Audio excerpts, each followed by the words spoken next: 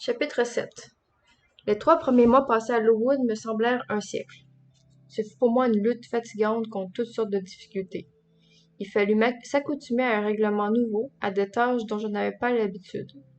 La crainte de manquer à quelqu'un de mes devoirs m'épuisait encore plus que les souffrances matérielles, mais que celles-ci ne fussent pas peu de choses. Pendant les mois de janvier, de février et de mars, la neige épaisse et la dégel avaient rendu les routes impraticables. Aussi ne nous obligeait-on pas à sortir, si ce n'est pour aller à l'église. Cependant, on nous forçait à passer chaque jour 1 heure en plein air. Nos vêtements étaient insuffisants pour nous protéger contre un froid aussi rude.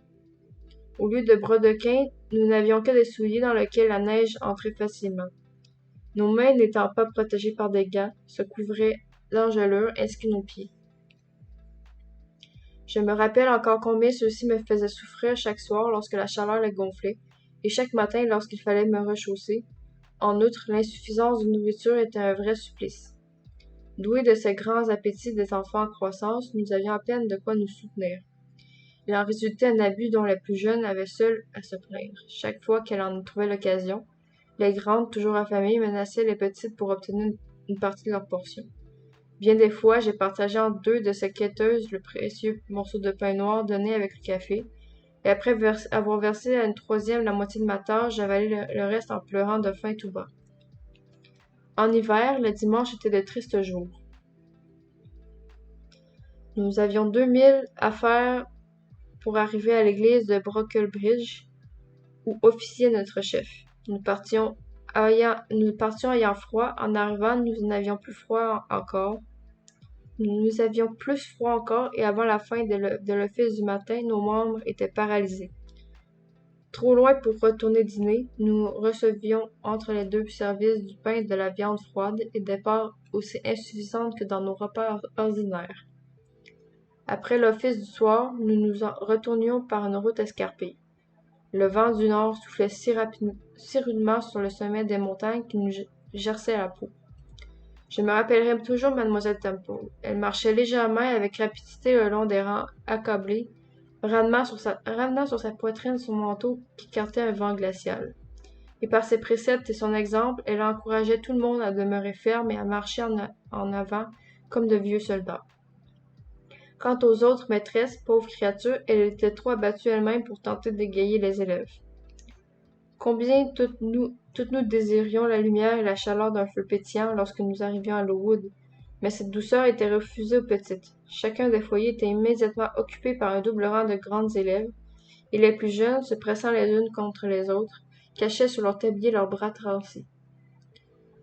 Une petite jouissance nous était pourtant réservée. À 5 heures, on nous distribuait une double ration de pain et un peu de beurre. C'était le festin hebdomadaire auquel nous pensions d'un dimanche à l'autre. J'essayais en général de me réserver la moitié de ce délicieux repas. Quant au reste, je me voyais invariablement obligée de le partager. Le dimanche soir se passait à répéter par cœur le catéchisme, les 5e, 6e et 7e chapitres de saint Matthieu, et à écouter un long sermon que nous disait Mademoiselle Miller, dont les bâillements impossibles à réprimer attestaient assez la fatigue. Cette lecture était souvent interrompue par une douzaine de petites filles qui, gagnées par le sommeil, se mettaient à jouer le rôle d'Eutychus et tombaient non pas d'un 3e grenier, mais d'un 4e banc. On les ramassait à demi mortes et pour tout remède, on les forçait à se tenir debout au milieu de la salle, jusqu'à la fin du sermon. Quelquefois, pourtant, leurs jambes fléchissaient et tout ensemble elles tombaient à terre.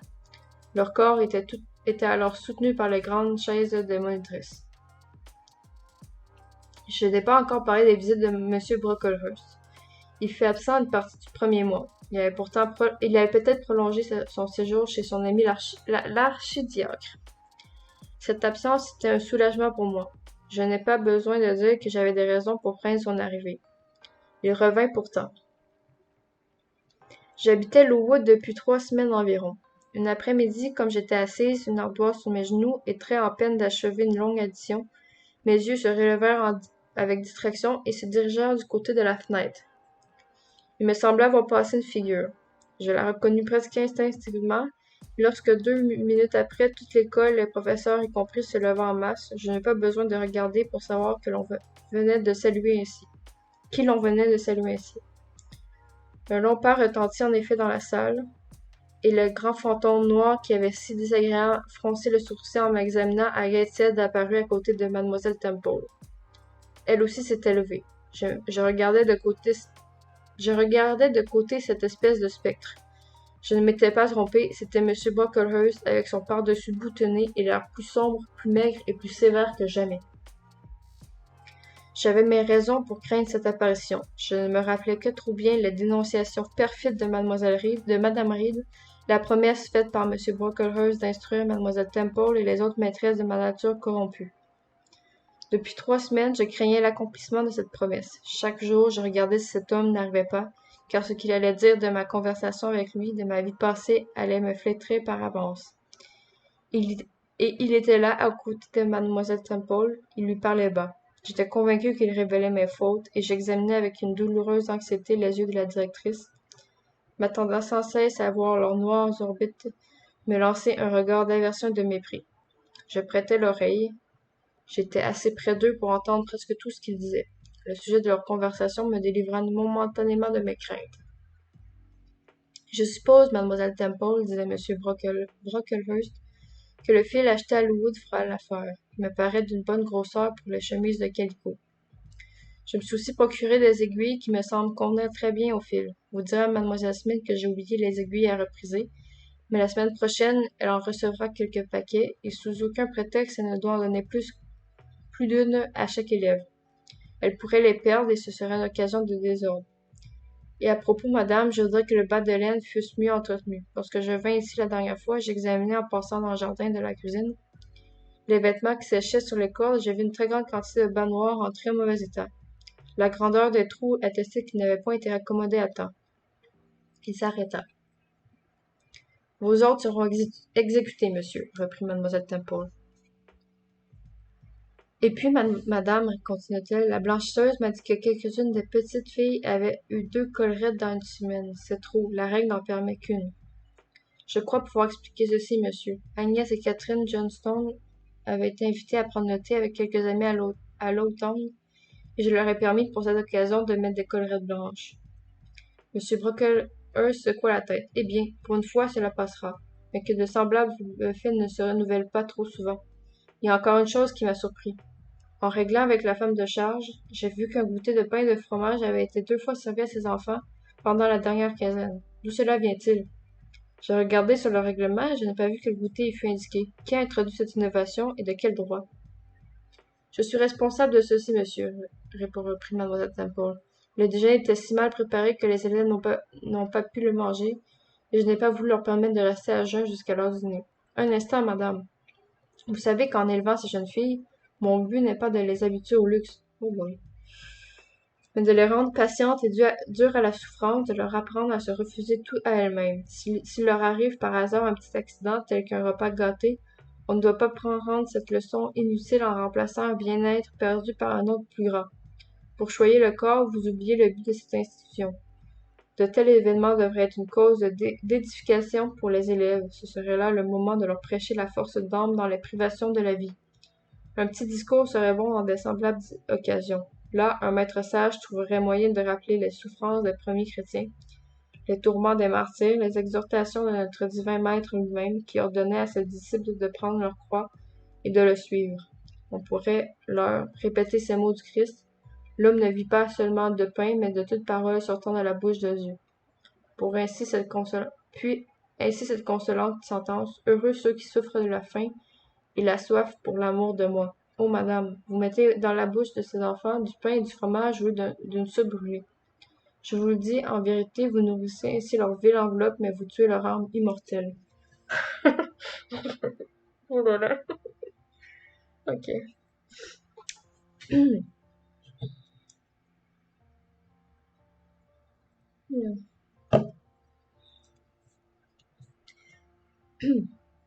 Monsieur Brocklehurst s'arrêta de nouveau, comme s'il eût été suffoqué par ses pensées. Mademoiselle Temple avait baissé les yeux lorsqu'elle a commencé à parler, mais alors elle regardait droit devant elle, et sa figure naturellement pâle comme le marbre en avait pris la froideur et la fixité. Sa bouche était si bien fermée que l'oiseau du sculpteur semblait seul capable de l'ouvrir. Peu à peu, son front avait contracté une expression de sévérité immobile. Monsieur Brocklehurst était debout devant le foyer, les mains derrière le dos et surveillait majestueusement toute l'école. Tout à coup, il fit un mouvement comme si son regard rencontrait quelque objet choquant. Il se retourna et s'écria plus vivement qu'il ne l'avait encore fait. Mademoiselle Temple, Mademoiselle Temple! Quel est cet enfant avec des cheveux frisés, des cheveux rouges, madame, frisés tout autour de la tête? Il étendit sa canne vers l'objet de son horreur. Sa main tremblait. C'est Julia Severn, répondit mademoiselle Temple très tranquillement. Julia Severn, madame. Eh bien, pourquoi, au mépris de tous les principes de cette maison, suit-elle ouvertement les lois du monde? Ici, dans un établissement évangélique, porter une telle masse de boucles. Oh là là. Les cheveux de Julia frisent naturellement, répondit mademoiselle Temple avec plus de calme encore. Naturellement, oui, mais ne nous conformons pas à la nature. Je veux que ces jeunes filles soient les enfants de la grâce. Et pourquoi cette abondance? Je dis bien des fois que je désirais voir les cheveux modestement aplatis. Mademoiselle Temple, il faut que les cheveux si petites soient entièrement coupés. Oh non. J'enverrai le perruquier demain, mais j'en vois d'autres qui ont des cheveux beaucoup trop longs et beaucoup trop abondantes. C'est à cette grande fille de se tourner vers moi, ou plutôt c'est à tout le banc de se lever et de regarder du côté de la muraille. Oh my God. Mademoiselle Temple passa son manchon sur ses lèvres comme pour réprimer un sourire involontaire. Néanmoins, elle donna l'ordre et quand la première classe comprit ce qu'on exigeait d'elle, elle obéit. En me penchant sur mon banc, je pus apercevoir les regards et les grimaces avec lesquels elles exécutaient leurs manœuvres. Je regrettais que M. Brocklehurst ne pût pas les voir aussi. Il eût peut-être compris alors que quelque soin qu'il prit pour l'extérieur, l'intérieur échappait toujours à son influence. Il examina pendant 5 minutes le revers de chaque de ces médailles vivantes, puis il prononça la sentence. Elle retentit à mes oreilles comme l'éclat d'un arrêt mortel. Tous ces cheveux, dit-il, seront coupés. Mademoiselle Temple veut vous faire une observation. Madame, dit-il, j'ai à servir un maître dont le royaume n'est pas de ce monde. Ma mission est de mortifier dans ces jeunes filles le désir de la chair, de leur apprendre à s'habiller modestement et simplement et non pas à tresser leurs cheveux et à se parer de vêtements somptueux. Eh bien, chacune des enfants placées devant nous a arrangé ses longs cheveux en nattes que la vanité elle-même semble avoir tressés. Oui, je le répète, tout ceci doit être coupé. Pensez au temps que nous avons déjà perdu. Ici, M. Brocklehurst fut interrompu. 3 dames entrèrent dans la chambre. Elle aurait dû arriver un peu plus tôt pour entendre le sermon sur la parure, car elle était splendidement vêtue de velours, de soie et de fourrure. 2 d'entre elles, belles jeunes filles de 16 à 17 ans, portaient des chapeaux de castor ornés de plumes d'autruche, ce qui, à cette époque, était la grande mode. Une quantité de boucles légères et soigneusement peignées sortait de ces gracieuses coutures. La plus âgée de ces dames est enveloppée dans un magnifique châle de velours bordé d'hermine. Elle portait un faux tour de boucle à la française. Ces dames, qui n'étaient autres que madame et mademoiselle Brocklehurst, furent reçues avec respect par mademoiselle Temple. On les conduisit au bout de la chambre à des places d'honneur. Il paraît qu'elle était venue de la voiture avec M. Brocklehurst et qu'elle avait scrupuleusement examiné les chambres de l'étage supérieur, pendant que M. Brocklehurst faisait ses comptes avec la femme de charge, questionnait la blanchisseuse et forçait la directrice à écouter ses sermons. Pour le moment, elle adressait quelques observations et quelques reproches à Mme Smith, qui était chargée de l'entretien du linge et de l'inspection des dortoirs. Mais je n'eus pas le temps de les écouter, mon attention ayant été bientôt détournée par autre chose. Pour le moment, elle a adressé quelques observations et quelques reproches. Oh non, j'ai déjà vu. Elle a été bientôt détournée par autre chose. Jusque-là, tout en prêtant l'oreille à la conversation de M. Brocklehurst et de Mlle Temple, je n'avais pas négligé les précautions nécessaires à ma sûreté personnelle. Je pensais que tout irait bien si je pouvais éviter d'être aperçu. Dans ce but, je m'étais bien enfoncé sur mon banc, et faisant semblant d'être très occupé de mon addition, je m'étais arrangé de manière à cacher ma figure derrière mon ardoise. J'aurais sûrement échappé au regard si elle ne glissait de mes mains et ne fût tombée à terre avec grand bruit. Tous les yeux se dirigèrent de mon côté. Je compris que tout était perdu, et je rassemblai mes forces contre ce qui allait arriver. L'orage ne suffit pas à attendre. Une enfant sans soin, dit M. Brocklehurst, puis il ajouta immédiatement. Il me semble que c'est la nouvelle élève. Il ne faut pas que j'oublie ce que j'ai à dire sur son compte. Et il s'écria, il me semble de moi qu'il parlait très haut, faites venir l'enfant qui a brisé son ardoise. Seul, je n'aurais pas bougé. J'étais paralysé. Mes deux grandes filles qui étaient à côté de moi me forcèrent à me lever et me poussèrent vers le juge redouté. Mademoiselle Temple m'aida doucement à venir jusqu'à lui et murmura à mon oreille: Ne soyez pas effrayée, Jane. J'ai vu que c'était un accident et vous ne serez pas punie. Ces bonnes paroles me frappèrent au cœur comme un aiguillon. Dans une minute, elle me méprisera et verra en moi une hypocrite, pensai-je. Et alors, un sentiment de rage contre Madame Reed et M. Brocklehurst alluma mon sang. Je n'étais pas Helen Burns. Apportez cette chaise, dit M. Brocklehurst en indiquant un siège très élevé d'où venait de descendre une monitrice. On l'apporta. Placez-y l'enfant, continua-t-il. J'y fus placé, par qui, c'est ce que je ne puis dire. Je m'aperçus seulement qu'on m'avait hissé à la hauteur du nez de M. Brocklehurst. Des pélisses en soie pourpre, nuages de plumes argentées s'étendaient et se balançaient en dessous de mes pieds. Mesdames, dit M. Brocklehurst en se tournant vers sa famille, Mademoiselle Temple, maîtresse et élève, vous voyez toute cette petite fille. Sans doute, elle me voyait toute. Leurs regards étaient pour moi comme des miroirs ardents sous ma figure brûlante. Vous voyez qu'elle est jeune encore. Son extérieur est celui de l'enfance. Dieu lui a libéralement départi de l'enveloppe qu'il accordait à tous.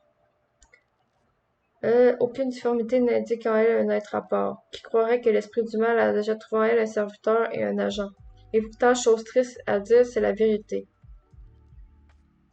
Il s'arrêta. J'eus le temps de raffermir mes nerfs et de sentir ma rougeur disparaître. L'épreuve ne pouvait plus être évitée. J'étais décidé à la supporter avec courage. Mes chers enfants, continua le ministre, c'est une bien malheureuse et bien triste chose. Il est de mon devoir de vous avertir. Cette petite fille qui aurait dû être un des agneaux de Dieu est une réprouvée. Loin de demeurer membre du troupeau fidèle, ce n'est plus qu'une étrangère. Soyez sur vos gardes, défiez-vous de son exemple. S'il est nécessaire, évitez sa compagnie. Éloignez-la de vos jeux, ne l'introduisez pas dans vos conversations. Et vous, maîtresse, ayez les yeux sur tous ses mouvements, pesez ses paroles, examinez ses actes, châtiez son corps afin de sauver son âme. Si toutefois la chose est possible, car cet enfant, ma langue hésite à le dire, cet enfant né dans un pays chrétien est pire que les idolâtres qui adressent leurs prières à Brahma ou s'agenouillent devant Jagernaut. Cet enfant est une menteuse. Et s'arrêta là encore une dizaine de minutes pendant lesquelles, étant en parfaite possession de moi-même, je pus voir sa femme et ses filles tirer des mouchoirs de leurs poches et les porter à leurs yeux. La plus âgée de ces dames inclinait sa tête à droite et à gauche. Quant aux plus jeunes, elle murmurait sans cesse: Quelle honte! M. Brocklehurst s'écria pour finir: Toutes ces choses, je les ai apprises de sa bienfaitrice, de cette pieuse et charitable dame qui l'a adoptée alors qu'elle était une orpheline, qui l'a élevée avec ses propres filles. Et cette malheureuse enfant a payé sa bonté et sa générosité par une ingratitude si grande que l'excellente Madame Reed a été forcée de séparer Jane de ses enfants, dans la crainte de voir son exemple entacher leur pureté. Elle l'a envoyée ici pour la guérir, comme les Juifs envoyaient leurs malades au lac de Bethesda. Directrice, maîtresse, je vous le demande encore, ne laissez pas les eaux couper autour d'elle. Après cette sublime conclusion, M. Brocklehurst attacha le dernier bouton de son pardessus et dit quelque chose tout bas à sa famille. Celle-ci se leva, salua Mlle Temple et quitta cérémonieusement la salle d'études. Arrivé à la porte, mon juge se retourna et dit: Laissez-la encore une demi-heure sur cette chaise et que personne ne lui parle pendant le reste du jour. J'étais donc assise là-haut. Moi qui avais déclaré ne jamais pouvoir supporter la honte d'être debout au milieu de la salle, je me trouvais maintenant exposée à tous les regards sur ce piédestal de honte. Aucun langage ne peut exprimer mes sensations, mais au moment où elle gonflait ma poitrine, une jeune fille passa à mes côtés. Elle leva les yeux sur moi. Quelle flamme étrange brillait, quelle impression extraordinaire me produisit leur lumineux regard. Je me sentis plus forte. C'était un héros, un martyr qui passait devant une victime ou un esclave. Il lui communiquait sa force. Je me rendis maîtresse de la haine qui me montait au cœur. Je levai la tête, je me tins ferme sur ma chaise. Hélène Burns fit à Mlle Smith une question sur son travail. Elle fut grondée pour avoir demandé une chose aussi simple, et en se retournant à sa place, elle me sourit de nouveau. Quel sourire! Je me le rappelle maintenant, c'est la marque d'une belle intelligence et d'un vrai courage. Il éclaira ses traits accentués, sa figure amaigrie, ses yeux abattus, comme l'aurait fait le regard d'un ange. Et pourtant Hélène Burns portait un bras aux écriteaux où on lisait ces mots: enfant désordonné. Une heure auparavant, j'avais entendu Mademoiselle Scatcherd la condamner au pain et à l'eau pour avoir taché un ensemble d'écritures en le copiant. Fin du chapitre 7.